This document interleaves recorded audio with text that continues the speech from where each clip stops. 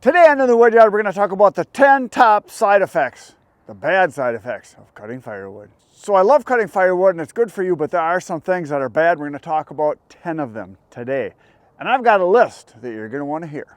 Now some of these are worse than others. Some of them aren't that big of a deal, but I came up with 10 things that are bad about cutting firewood that, now some of you are probably going to agree with most of these. Some of you might not, but some of you might have some additional ones. If you do have any, let me know. But here's number 10. When you're driving, every tree you look at, you're either trying to identify what kind of tree it is, if you could cut it down, and you look at it and think, is it alive? And if you see a dead one, you think, ooh, maybe I could cut that down. Maybe I could stop and ask the people, can I cut that tree down? Can I have the wood? You're always looking for more trees to cut down. You're always looking for a source of more wood. So you're constantly looking at trees. Everywhere I go, I'm trying to identify either by the shape or the color, the texture, the leaves, the bark, the condition of it, where it's growing. I always look at trees, and it bothers a lot of people that I'm with because I'm always pointing out, oh, look at that, there's a locust tree. Oh, look at that over there, there's a nice big white oak. I'm constantly pointing that out and they're like, nobody really cares, but I do. Number 9, pain. You will be in pain. I've got sore knuckles, I've got arthritis in my hands, I've got sore elbows, I've got sore shoulders, I've got a sore lower back. My knees sometimes bother me, but you know what? I don't care, because I am not gonna be the guy that is laying in a coffin with a perfectly good body. I wanna use what I've got. I wanna wear it out. I'm kind of the same way with vehicles. I'm not gonna park it in the garage and then pull it out once a week and, you know, wash it and then wax it and then put it away and put a cover on it. I want to use stuff. I like doing things. I don't want to be the guy that never does anything. I don't want to be afraid to do things. And you're going to get hurt. You're going to get smashed fingers. You're going to get cuts. You're going to get slivers. You're going to get stuff. It's going to happen. You're going to get sawdust in your eyes. But you know what? You're going to feel better because you actually got outside and got some exercise. So getting hurt is just part of the job. And if you've never, smashed your finger, your thumb, if you've never gotten slivers, if you haven't got cut, if you don't get a sore shoulder occasionally, if your hands don't hurt occasionally, maybe your fingertips get numb from running a chainsaw, if you've never had that happen, kind of like a guy that says he's never pinched his chainsaw in a log when he's cutting, you haven't done much work. You're gonna get hurt. And that's part of the job. Accept it, get over it. Don't try to get hurt, try to avoid it, but it's likely gonna happen. Number 8, now this is a little weird. Some of you probably don't have this happen, but I do. I actually have dreams about cutting wood. Most of my dreams are climbing trees, and this is weird, that I can jump out of them and I can fly down to the ground. Yes, I have those dreams. I have flying dreams quite often, and they're awesome. I love flying in my dreams. I don't know if you guys ever fly, but I do. But in my dreams, when I'm dreaming about firewood, I dream about cutting big massive trees down. I dream about big piles of firewood. I dream about finding big, huge, dead trees to cut. It's not often, but it does happen, and it's kind of cool. You wake up and like, oh, that's kind of fun. So I might be weird, but tell me if you guys ever dream about firewood. I do. Number 7, you're doing it right now. You watch a lot of firewood videos. You watch anything to do with trees, whether it's tree identification, logging, forestry type stuff, manufacturing of wood materials, whether it's lumber or paper. It's interesting to me to find out about how trees are used for materials that we use in everyday life. And there's a lot of people in the world that are like, oh, you gotta save the trees. They're the #1 most renewable resource in the entire planet.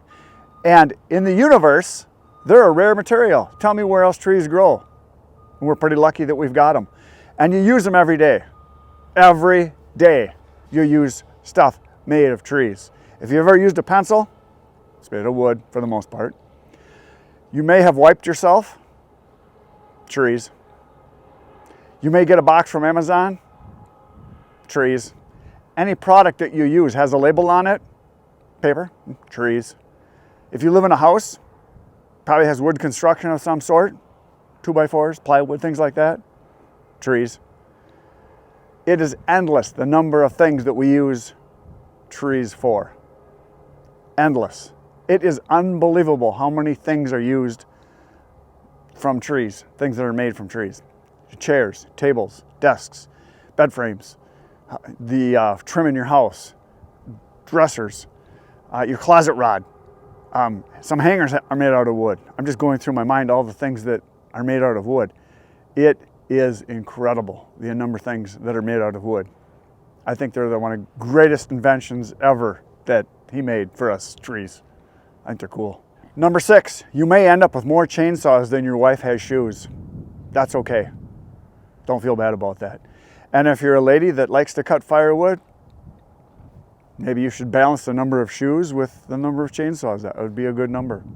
Because I know my wife has hundreds of pairs of shoes. Hundreds. So there's that. So like I always say, more is the right amount. More chainsaws. Number 5, there will be a day that you will want or need a bigger truck, a better truck, a newer truck. And when you get that truck, it's going to affect everything. You're going to need a bigger trailer or want a bigger trailer because you can pull a bigger trailer. You're going to be able to haul more weight so you can sell more wood, make more money, and then buy a bigger truck, a newer truck, a better truck. Bigger trailer, bigger splitter, bigger processor. Everything affects everything. Number 4, you're constantly selling out of inventory. And if you burn wood for yourself or cutting just for yourself, you're burning your work and then you're going to need to replace it. So you're going to need more of it. And if you're selling wood, people will find out, the word will get out, you will always need more. So it's a never-ending battle to stay ahead of the game or get ahead. But there's no getting ahead because every time you think you got more, you sell more. You burn more, you need more. Kind of like chainsaws, more is the right number once again. Number 3 kind of ties in with the whole better, bigger truck, trailer, all that. You're always going to need more equipment. You're always going to need the new axe, the new splitting maul that just came out, the new Fiskars, you know, there's that new one that I want now. There's going to be a new chainsaw that you're going to want because it's going to be lighter, faster, more fuel efficient, more anti-vibe.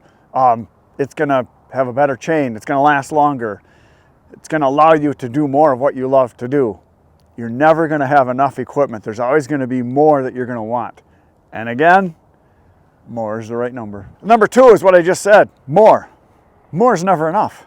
Whether it comes to your wood, your tools, your truck, your customers, the trees that you want to cut down, you're always looking for more. More, more, more. And I'm kind of a guy that would rather not have a lot of stuff, but boy, I sure do like having chainsaws, zzz, zzz, axes. I like having more of the stuff because I can do the things I enjoy doing with it. So it's constant battle that, ooh, I want that one. Ooh, no, I want that one. Ooh, they make even a better one. Ooh, that's a cool looking one. It's like a kid in a candy store. Always want more. And the number 1 bad side effect to cutting firewood is that it's addictive. The more you do it, the more you want to do it. The more you want to do it, the better you get at it. The better you get at it, the more you want to do it. You're always looking for more again. And whether you're watching the videos, you want to watch more videos because they're interesting, you're learning, you're getting better at it. You're finding ways to not get hurt. You're finding ways to cut more wood. You're finding ways to do it better. You're finding ways to dry the wood better. You're finding ways to sell the wood better. You're finding ways to find the better quality wood in your area. It is addictive. And it's one of those things that the people that don't do it kind of roll their eyes at us. Because I know my family, whenever like I say, we're traveling and I'll see something, I'll point, ooh, look at that pile of wood. They're like, whatever. They don't really care. But I do.